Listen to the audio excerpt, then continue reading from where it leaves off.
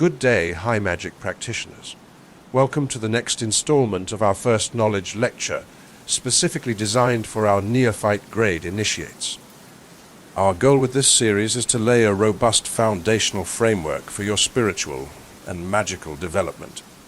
This First Knowledge lecture is all about equipping you with the symbolic vocabulary, practical skills, and spiritual discipline you'll need to navigate the Golden Dawn's hierarchical system, all while fostering that vital connection to the ineffable light at the heart of the Order's mission. Today we're diving into Section 6, the Hebrew alphabet. You're about to learn each letter's numerical value, its profound symbolic meaning, and its mystical significance within the Kabbalah. This is crucial because Hebrew is the primary alphabet of Western magic. Every single letter acts as a sacred symbol capable of attracting real forces. And through the techniques of visualization and vibration, you as a magician can learn to harness these forces. Now, you might be thinking of alphabets as just a way to write words, but the Hebrew alphabet was originally designed as a pictorial or hieroglyphic system, much like the ancient Egyptians used. Each letter is a visual representation of an object, but there's so much more to it than that. In Western magic, each letter doesn't just have a literal meaning, it also carries an esoteric meaning, a numerical value, a color, a sound, and various other hidden correspondences. These letters are powerful. They are sacred symbols that attract real forces, and as a magician, you learn to orchestrate these forces through visualization and vibration. What's more, these letters can have a profound psychological influence on you when you meditate upon them, affecting changes in your consciousness. We truly cannot stress enough the importance of memorizing the Hebrew alphabet. It's a tool you will use constantly throughout your ceremonial workings. The 22 letters of the Hebrew alphabet correspond directly to the 22 paths of the Tree of Life. Unlike English, Hebrew is read and written from right to left. Another key difference is that all Hebrew letters are consonants. There are no true vowels. While letters like Yod and Vav can sometimes function as vowels, and the silent letters Aleph and Ayin can indicate the position of a vowel, none of them are actual vowels. It wasn't until well into the Christian era that a system for indicating vowels with a nikud, or pointing, was developed to standardize pronunciation. We won't go into the pointing system, but that information is readily available in modern Hebrew texts should you wish to explore it further. Something very important to note is that 5 of the letters Kaf, Mem, Nun, Peh, and Sadi have 2 forms. The second versions of these letters are called finals, and they are used whenever the letter appears at the end of a word. These final letters also possess different numerical values. Let's touch on pronunciation. During the time of MacGregor Mathers, 2 primary dialects of Hebrew were common: Ashkenazic, used in Germany, Poland, and Russia, and Sephardic, which was prevalent in Spain and the Mediterranean. The Golden Dawn teachings emphasize the Sephardic pronunciation. Generally, Hebrew words are almost never accented on the first syllable. The accent usually falls on the final syllable, with secondary accents on every other syllable before the final one. Now, let's explore some of these letters and their profound meanings. Aleph, meaning ox with a value of 1. Aleph embodies the dual principle, representing all that exists and all that does not exist, the positive and negative, life and death. It symbolizes humanity as a collective unity and as the ruler of the earth. Aleph is the glyph of power and stability. It expresses ideas of unity and the fundamental principle by which everything is determined. Bet, meaning house, with a value of 2. Bet is the symbol of all habitations and receptacles, anything that contains. It's virile and paternal, a glyph of active and interior action. Gimel, meaning camel, with a value of 3. Gimel represents activity, the motion of contained, limited existence or non-existence. It is Aleph within Bet. Gimel signifies organic development and produces all ideas originating from corporeal organs and their actions. Dalet, meaning door, with a value of 4. Dalit is the archetype of physical existence.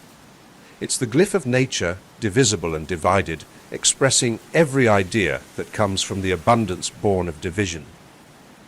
It's also associated with the breast, abundant and nutritive objects, and all division and reciprocity. He, meaning window, with a value of 5. Here's the principle of universal life. It's feminine, representing breath and all that animates air, life, being. Vav, meaning pin or hook, with a value of 6. Vav is the archetype of all fertilizing substances. It's the image of a knot that unites, or the point that separates nothingness and being. It's associated with the sun. This is a universal convertible glyph that allows something to pass from one nature to another. It's also connected to the ear and all that relates to sound, noise, and wind. Zayin, meaning sword or armor, with a value of 7. Zayin represents the completed fertilizing act, every object leading to an end. It's a symbol of luminous refraction, a staff or an arrow. Het, meaning fence or enclosure, with a value of 8. Het signifies the enclosure of all unevolved cosmic energy. Think of a field. It's an image of natural or elementary existence. All that requires work, labor, and effort. Tet, meaning serpent, with a value of 9. Tet is the symbol of the initial female energy. It represents a place of surety, a refuge, haven, or shelter. It can also signify an aim or goal. It's a glyph of resistance and protection. Yod, meaning hand, with a value of 10. Yod is the opposite of Aleph. It's a steady state continuity. The finger of a person, the extended hand, symbolizes masculinity, the channeling of power. It represents the potential for manifestation, the endurance of spirit, and the timeless flow of eternity. Kaf, meaning fist or palm of the hand, with a value of 20. The value of a final kaf is 500. Kaf is the archetype of receivers. It's the image of a hand half closed in the act of taking, an assimilative glyph that receives all forms and gives them shape. A final kaf represents the cosmic final attainment of individual existences. Lamed, meaning ox goad, with a value of 30. Lamed suggests everything that is extended, raised, or displayed. It's the glyph of expansive movement, including all ideas of extension, elevation, occupation, and possession. Lamed is the image of power derived from elevation.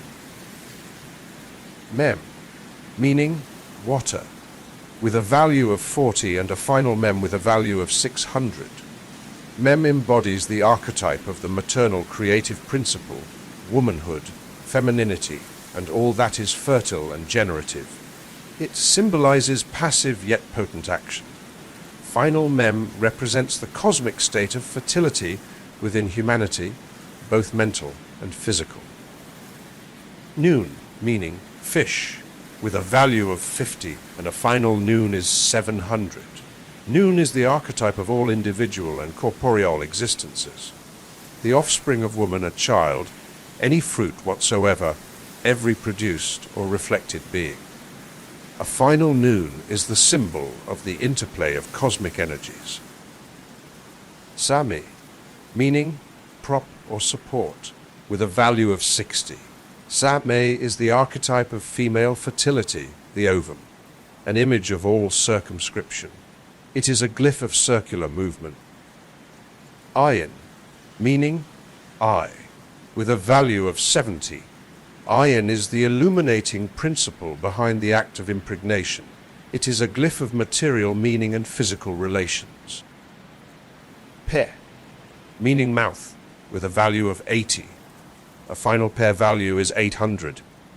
The letter Pe symbolizes the human mouth as the organ of speech, embodying the power of expression, articulation, and communication. It is associated with all aspects of speech and verbal creation. Tizadi meaning fish hook, with a value of 90. The final Tizadi is 900. Tizadi is a symbol of womanhood in a social sense. It signifies movement toward a goal or resolution. A final Tizadi represents the archetype of womanhood in its mythical dimension. Kuf meaning back of the head, with a value of 100. Kuf represents an exalted state of Aleph, transcending the aspects of negativity and death. It embodies the positive active force. Everything that serves, protects, or strives on behalf of humanity. Symbolically, it reflects restraint, compression, and the focused application of power.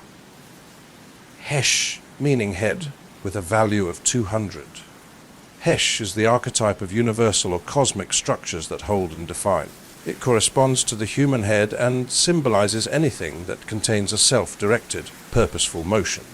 It is a glyph of inherent movement, whether constructive or destructive, and an image of renewal through motion.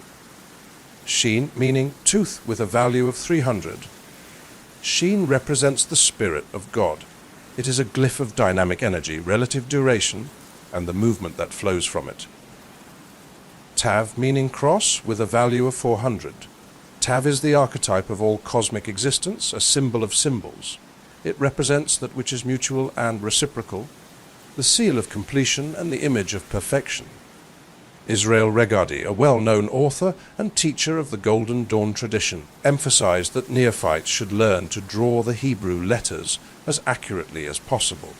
To support this, he provided Golden Dawn temples with Hebrew practice sheets and recommended using a calligraphy pen for the task. For greater ease and simplicity, another author, XIII, suggests using a lettering pen or calligraphy marker. These markers feature a felt tip with a broad, angled edge. Hold the marker so that the wide edge of the tip is perpendicular to the guidelines on your practice sheet.